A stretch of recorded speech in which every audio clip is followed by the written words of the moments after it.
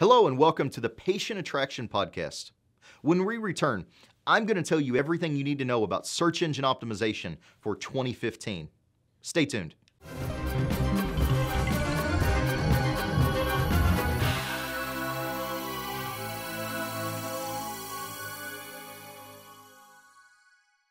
Colin, receiver here, and today we're going to talk about one of the most important and confusing topics in internet marketing: search engine optimization, or SEO.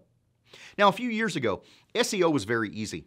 You littered your website with words that people were using to search for your services. You used as many of those words as possible and as often as possible. You might use dental implants 300 times on your website, 10 times per page. Every time you wrote a blog, you stuffed in as many of those keywords as possible and used as many as possible on every page of your website. You could send out press releases littered with these same keywords, and every time they got published on a site somewhere, you got a little bump from that. I know, because that's how we consistently drove our clients to the top of the search engine result pages a few years ago. But times have significantly changed. Google unveiled its Hummingbird algorithm last year and changed the rules of the game. Keyword stuffing is a thing of the past. Even loading up blogs and press releases and on-site content with keywords does you very little good anymore. Fortunately, SEO is only a part of the overall marketing strategy. So if you've fallen behind with the times, you could still be doing okay. I'm going to tell you today what it takes to succeed in the modern search engine era, where Google is trying to return search results based on the words they search for, and also for the meaning at which the searchers are searching for. So here's 4 tips for effectively using SEO in 2015 and forward. Number 1, if you've watched this podcast long, this should come as no surprise to you. Write for real people. If your content answers your prospective patients' questions and addresses their problems, it will naturally contain the words and phrases they're looking for. You can refine this, of course, by making sure to write in the ways that people query search engines. But you have to write in contextual ways so that the Google indexing spiders know what that given page is about. So if you're writing a page on dental implants, make sure to include phrases about eating foods you love, about being embarrassed to smile, about not being able to chew. But be careful about including too many other topics or keywords, as they'll confuse the spiders and they won't know specifically what that page is about.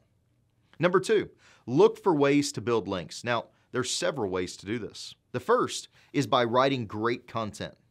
If your content answers people's questions or your website has great content on it, people are going to share it. If you send an announcement on social media that you've posted a new blog and that blog benefits people reading it, then people are going to share it.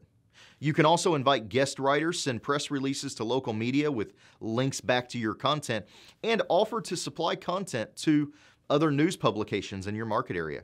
Those links, as long as they're not paid for, are going to boost your SEO authority and move you up in the search engines. Number 3, emphasize Google Adwords. You probably know the stats. 50 to 70% of Google users ignore the paid ads. But what you may not know is that many people who click on the paid ads ultimately become potential patients. Google determined that there's a much higher quality to a pay-per-click lead than there is to an organic lead. And there's also another benefit to Google AdWords. Google gives you a ton more data for what that person searched for, the queries they used, and demographical data about them if you use Google AdWords. Finally, you may not think of this one's SEO, but it is. Make sure your website loads quickly and can be used across multiple devices. Research shows that 47% of people expect a website to load in 2 seconds or less. 40% of people will abandon a website if it takes longer than 3 seconds to load. So if your website doesn't pop up almost instantly, it doesn't matter how many people you drive to it, half of them are going to leave before it ever loads. I hope this helps you boost your SEO this coming year.